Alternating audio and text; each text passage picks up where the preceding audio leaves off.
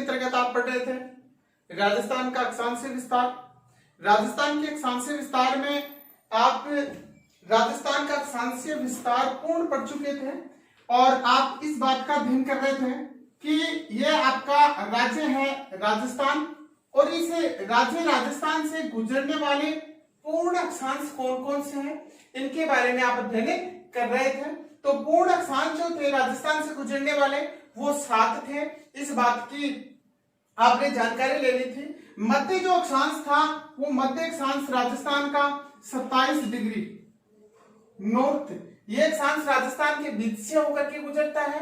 इस बात का आपको पता चल गया था कि यहाँ पर राजस्थान का 30 डिग्री 12 मिनट उत्तरी अक्षांश है, यहाँ पर राजस्थान का 23 डिग्री 3 मिनट है।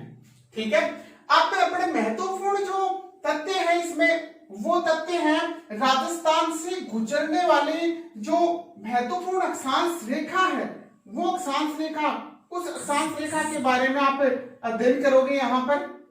तो वो रेखा है आपकी 23.5 डिग्री, 23.5 डिग्री और इस रेखा का नाम है सर करक रेखा।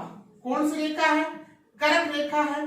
ठीक है, राजस्थान को करक रेखा ने 2 भागों में बांट दिया है। ये देखो करक रेखा के नीचे वाला भाग कहलाएगा यहाँ पर दक्षिणी भाग और ऊपर वाला जो भाग है पूरा का पूरा ये क्या कहलाएगा? उत्तरी भाग कहलाएगा।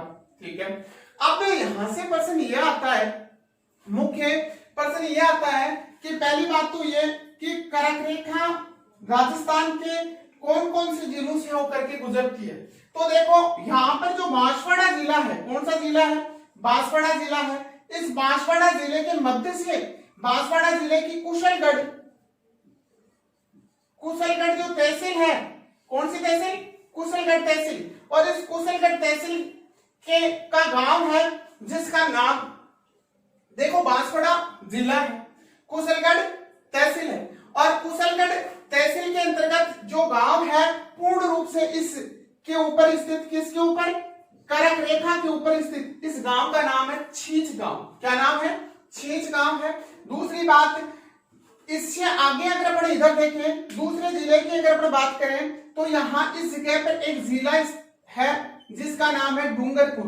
डूंगरपुर की सीमा को टच करती है कौन? करक रेखा। तो देखो यहाँ पर डूंगरपुर का एक गांव है जो करक रेखा को क्या करता है? टच करता है और इस गांव का नाम है चीखली गांव। कौन सा गांव है? चीखली गांव। देखो ध्यान से सुने बात। करक रेखा राजस्थान के 2 जिलों, एक जिला बांसवाड़ा के मध्य से होकर जबकि डूंगरपुर की सीमा को टच करती है और गांव का नाम है चीखली। अब आपसे यहां पर पूछा जाए कि राजस्थान में करक रेखा की लंबाई क्या पूछी जाए? लंबाई अगर पूछी जाए आपको कितनी बतानी है? 26 किलोमीटर बतानी है। क्लियर? अब यहां से प्रश्न यह आता है कि ये करक रेखा है, इस करक रेखा के सर्वाधिक पास स्थित जिला मुख्यालय अगर आपसे पूछा जाए तो आपका आंसर होगा बांसवाड़ा। क्या होगा? बांसवाड़ा। और यहीं से दूसरा प्रश्न यह पूछा जाए कि करक रेखा के सबसे दूर स्थित जिला मुख्यालय, दूर स्थित अगर जिला मुख्यालय पूछा जाए तो आपको बताना है गंगानगर, श्री गंगानगर आपको बताना है। ठीक है, अब यहां से दूसरा प्रश्न यह आता है कि करक रेखा के ऊपर होता है लंबवत कोण, सूर्य लंबवत होता है। कौन होता है? सूर्य लंबवत होता है। तो बोला करक रेखा के ऊपर सूर्य लंबवत कब होता है? आपका आंसर होगा कि सर 21 जून को होता है। कितनी जून को होता है? 21 जून को होता है। देखिएगा एक बात सुने ध्यान से कि यहां पर है ये आपके सूर्य देव। ठीक है, अब यहां से सूर्य की सीधी किरणें यूं और तिरछी किरणें हैं ये तो है सूर्य की किरणों का तिरछापन और ये है सीधापन। अब यहां से क्वेश्चन ये आता है कि सूर्य की किरणें राजस्थान के कौन कौन से जिलों में सीधी पड़ती है? तो आपको यहां पर छोटा सा एक चीज याद रखना है, बीडी पीजे।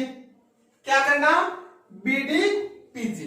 बी का मतलब हो गया यहां बांसवाड़ा, डी का मतलब हो गया डूंगरपुर, पी का मतलब हो गया प्रतापगढ़ और जे का मतलब हो गया झालावाड़। ये राजस्थान के 4 जिले ऐसे हैं जिनमें सर्वाधिक सीधी सूर्य की क्या पड़ती है, किरणें पड़ती है।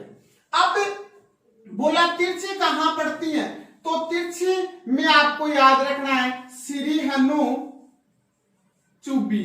क्या याद रखोगे, श्री हनु चुबी। श्री का मतलब यहां पर श्री गंगानगर है, हनु का मतलब हनुमानगढ़ है। क्या है, हनुमानगढ़ है। और फिर चू का मतलब यहां पर चूरू है, बी का मतलब बीकानेर है। सीधी तिरछी, दूर स्थित जिला मुख्यालय, पास स्थित जिला मुख्यालय, ये चीजें क्लियर हो गई। अब यहां से दूसरा प्रश्न ये आता है कि ये जो करक रेखा है, ये करक रेखा राजस्थान के तो 2 जिलों से, मतलब एक जिले की सीमा को टच कर रही है और दूसरे जिले से पूर्ण रूप से गुजर रही है। बट आपसे यहां पर यह भी पूछा जा सकता है कि ये भारत के कितने राज्यों से गुजरती है, तो आप इसके संदर्भ में छोटी सी एक चीज आप याद रखोगे और उसको इस प्रकार से याद रखोगे, 8 राज्यों से याद गुजरती है। कितने राज्यों से गुजरती है, 8 राज्यों से ये करक रेखा जो है भारत के 8 राज्यों से गुजरती है। ये देखिएगा, माना कि ये है आपकी करक रेखा, यहां पर पहला राज्य यहां पर है गुजरात, दूसरा राज्य है राजस्थान, तीसरा आप बताओगे एमपी, चौथा आप बताओगे छत्तीसगढ़, पांचवा आप बताओगे झारखंड और छठवां आप यहां पर बताओगे पश्चिमी बंगाल, सातवां यहां पर बताओगे त्रिपुरा और 8वां यहां पर बताओगे मिजोरम। मिजोरम। अब देखो यहां से प्रश्न यह आ जाता है कि करक रेखा के उत्तर में, करक रेखा के उत्तर में देखो प्रश्न कैसे आता है, करक रेखा पर स्थित राज्यों में कौन कौन से राज्यों की करक रेखा से उत्तर में राजधानी स्थित है और कौन से राज्यों की दक्षिण में। देखो तो एक तो राज्य है आपका जिसकी राजधानी जयपुर, इसकी एक है आपका त्रिपुरा और एक है वो आपका मिजोरम। ये 3 राज्य हैं, तीनों राज्यों की राजधानी जो है वो करक रेखा के उत्तर में स्थित है, बाकी की दक्षिण में स्थित है। नेक्स्ट प्रश्न ये आता है कि करक रेखा पर स्थित राज्यों में सबसे दूर स्थित राजधानी, तो वो है जयपुर राजस्थान की। फिर दूसरा प्रश्न आपसे यहां से पूछा जाएगा पास स्थित राजधानी, पास स्थित, तो पास है रांची, क्लियर, और रांची राजधानी किसकी है, झारखंड की। फिर नेक्स्ट प्रश्न यहां से यह आएगा कि करक रेखा की सर्वाधिक लंबाई मध्य प्रदेश में, सबसे कम लंबाई त्रिपुरा, यहां पर है कम लंबाई और यहां पर है अधिक लंबाई। अब दूसरा प्रश्न यहां से आता है, सुनिए ध्यान से, कि भारत को ये 2 समान जलवायु प्रदेशों में बांटती है, उसी प्रकार से राजस्थान को भी करक रेखा कितने 2 जलवायु प्रदेशों में विभाजित करती है। देखो ये करक रेखा के नीचे वाला भाग दक्षिणी और ये ऊपर वाला उत्तरी, तो इस भाग की जलवायु अलग है, इस भाग की जलवायु अलग है। कैसे विभाजित करती है इस बात को हम करते हैं याद, देखिएगा।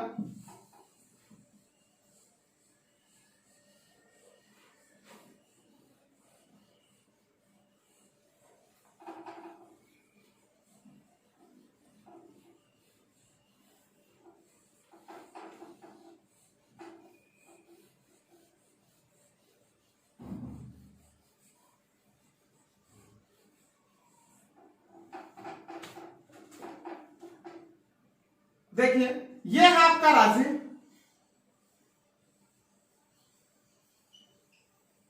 क्लियर। अब इस राज्य के दक्षिणी हिस्से से इधर से गुजर रही है कौन सी रेखा, करक रेखा, क्लियर। अब इस करक रेखा के ये वाला जो भाग है, ये वाला भाग, ये भाग है उत्तरी भाग। कौन सा भाग है, उत्तरी, और ये वाला जो भाग है वो है दक्षिणी भाग, ठीक है। देखो 2 जलवायु प्रदेशों में ये विभाजित करती है, 2 जलवायु प्रदेशों में। तो देखिएगा यह है भूमध्य रेखा, भूमध्य रेखा से 23.5 डिग्री कर्क रेखा तक जो जलवायु प्रदेश या फिर जो कटिबंध फैला हुआ है ताप कटिबंध, वो कटिबंध है यहाँ पर आपका उष्ण कटिबंध। कौन सा कटिबंध है? उष्ण। और इससे ऊपर अगर अपन देखें तो यहाँ पर जो कटिबंध फैला है वो कटिबंध है शीतोष्ण कटिबंध।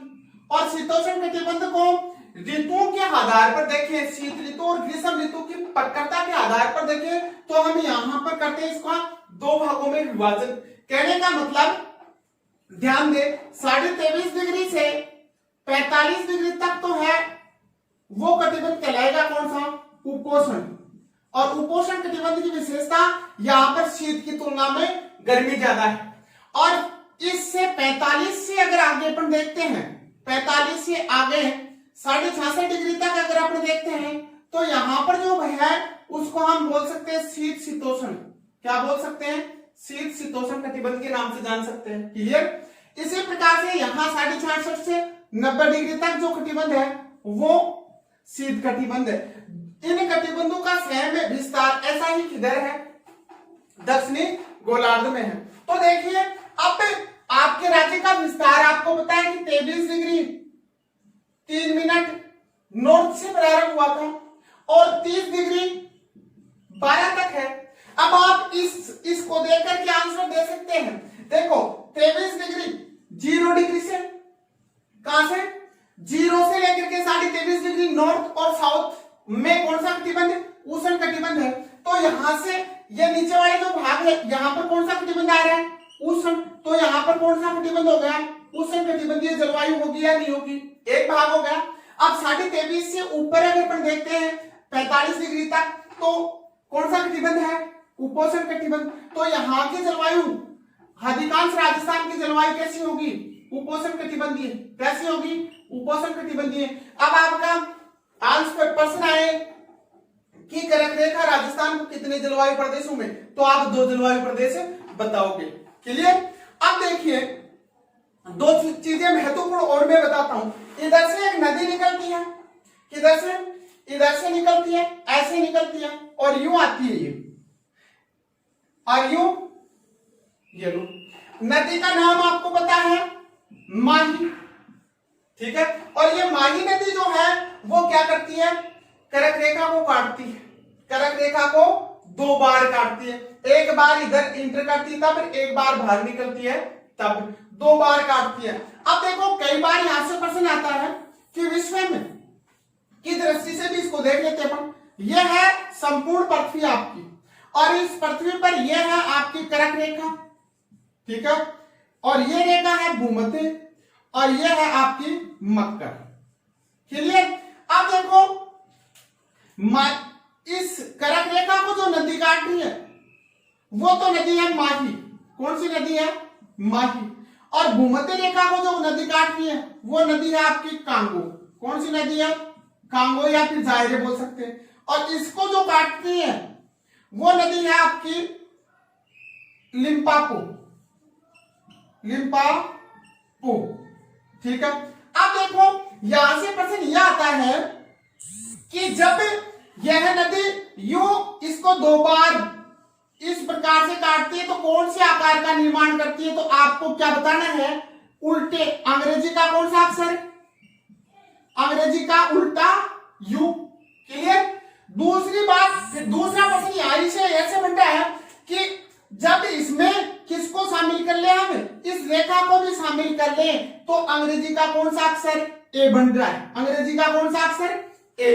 अगर हम इसको यूं पहुंचे प्रश्न कि इसमें रेखा को शामिल नहीं करते तो कौन सी आकृति बनती है? उल्टा यू बनता है।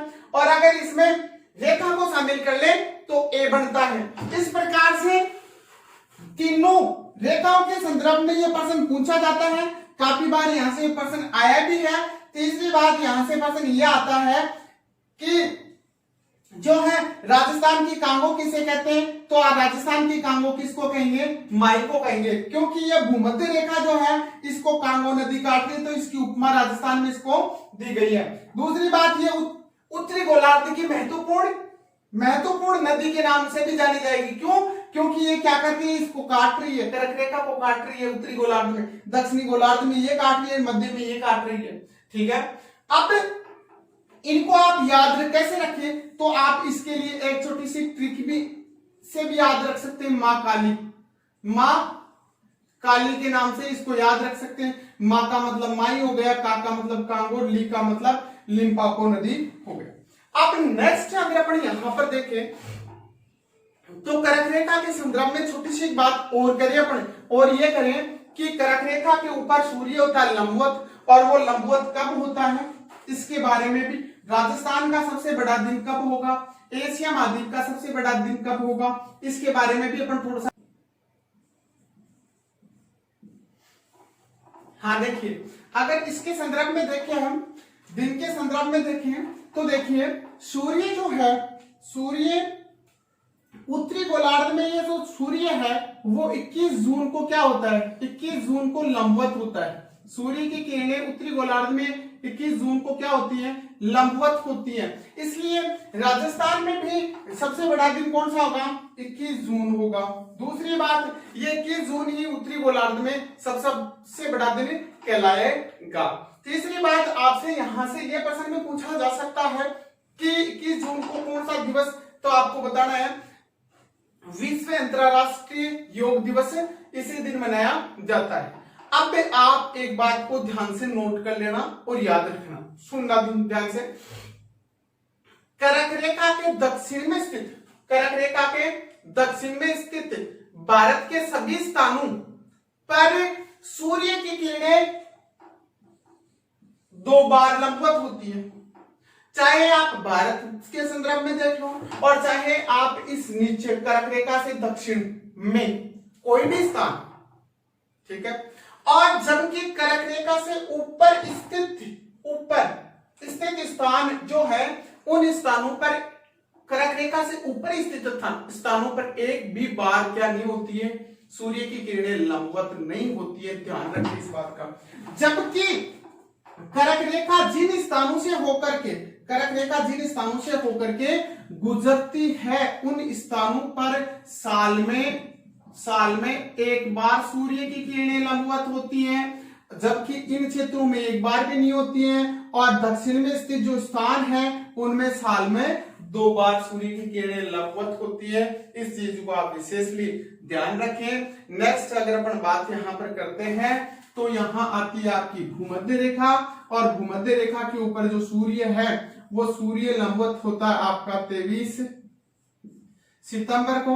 और जब 23 सितंबर को सूर्य भूमध्य रेखा के ऊपर क्या होता है, लंबवत होता है, तो इस दिन मतलब दोनों गोलार्धों में दिन और रात क्या होते हैं, समान होते हैं। और यहां से यहां आने की क्रिया को हम ये बोल सकते हैं शरद विश्व के नाम से इसको जानते हैं, या शीत विश्व के नाम से भी इसको जान सकते हैं। भूमध्य रेखा पर आने की क्रिया को विश्व बोलोगे।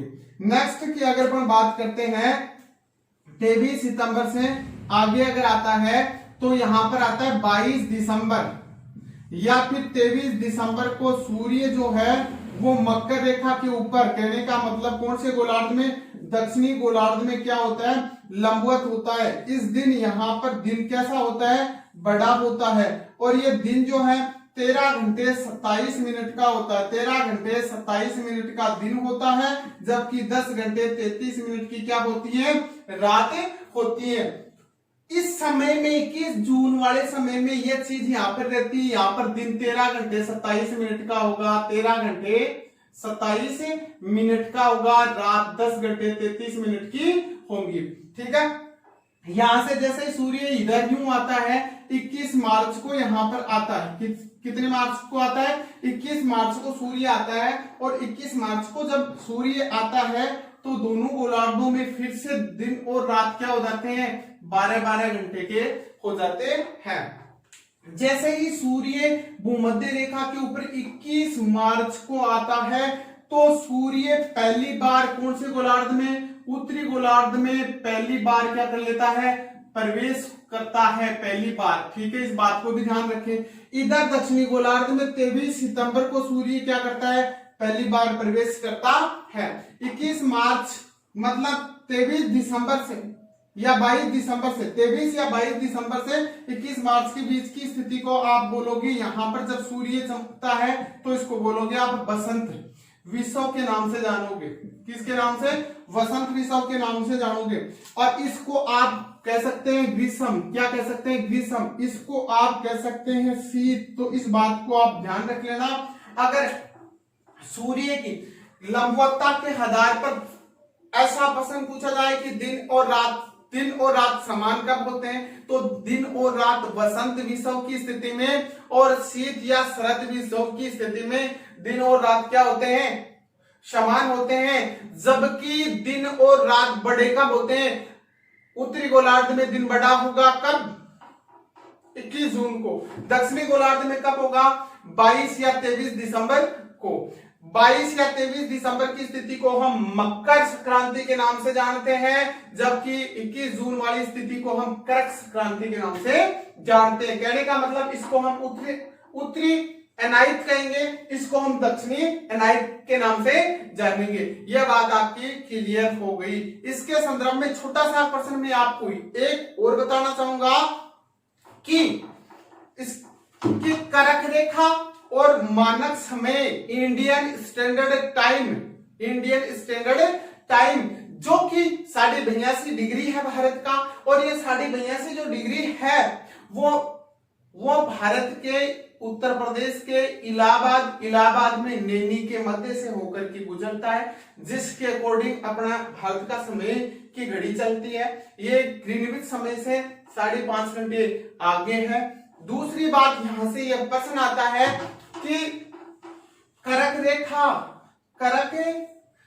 रेखा और ये इंडियन स्टैंडर्ड टाइम, ये दोनों कहां पर आपस में मिलते हैं, तो आपको इस बात का थोड़ा सा ध्यान रखना है। सरगुजा नामक स्थान